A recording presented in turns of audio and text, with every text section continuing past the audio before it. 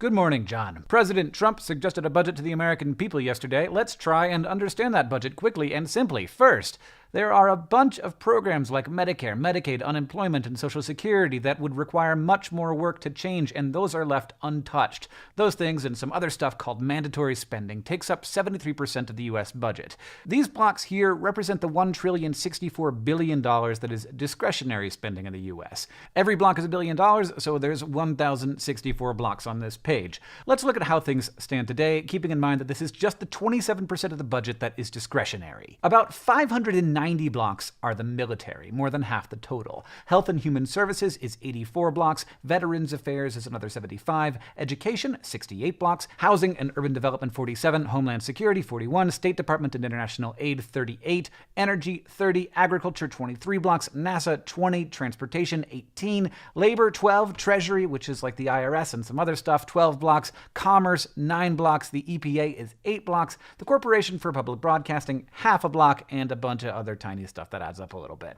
So keeping in mind that this is a suggested budget that will change a great deal as it is turned into law by Congress, what do we see changing? The Trump budget increases the military by 52 blocks, a 10% increase, enough to pay for the entire current budgets of the EPA, the Corporation for Public Broadcasting, the Transportation Department, and NASA, with some left over. That money is slated to increase the number of people serving in the Army and the Marines, and increase the number of jet fighters and warships we have, and broadly to, quote, accelerate the war against ISIS.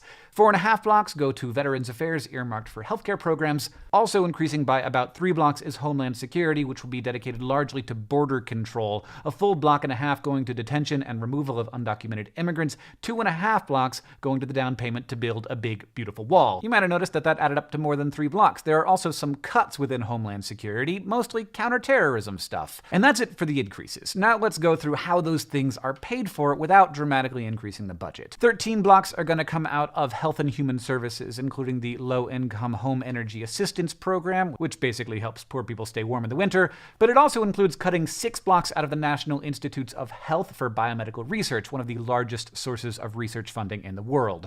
11 blocks are to be eliminated from the State Department. International aid would be largely gone, climate change initiatives at the UN would lose all their funding, and U.S. contributions to UN peacekeeping would be reduced. The Department of Education loses more than 9 blocks, which will eliminate college scholarship programs for the poor, federal work-study programs, and before and after-school programs for low-income kids. An increase of $1.5 billion within education would go to a private school voucher program. Almost 5 blocks come out of a bunch of different programs inside the Department of Agriculture, including international food aid, rural development, and conservation funding. More than 4 blocks are eliminated from housing and urban development, which includes funding for Meals on Wheels, affordable housing, and anti-poverty programs. 2.5 blocks come out of the EPA, a total of 30% of its budget, the hardest hit of any agency by percent. 3,200 jobs and 50 agencies would go, as well as funding for the Clean Power Plan, regulations designed to curb greenhouse gas emissions. 2.5 blocks come out of the Labor Department, mostly by eliminating job programs for seniors, poor young people, and the unemployed. $1.7 billion is taken out of the Department of Energy. The $1.4 billion of DOE funding will also be moved internally and put toward increasing management of our nuclear weapons arsenal.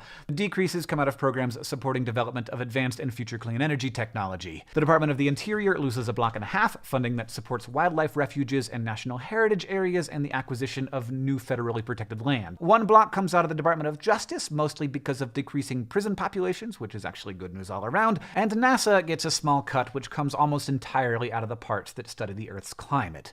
Oh. What's that little block over there? That's probably not important, right? Just 1 block? That contains, oh yeah, the entire National Endowment for the Arts, the National Endowment for the Humanities, the Institute of Museum and Library Services, and the entire budget for the Corporation for Public Broadcasting, which supports public TV and radio. All those things, all together, 1 block under Trump's budget, they don't exist anymore. That is basically, very basically, because there are thousands of programs within these departments, and knowing which ones do what is not going to fit into a fun little YouTube video, but basically what this budget asks for.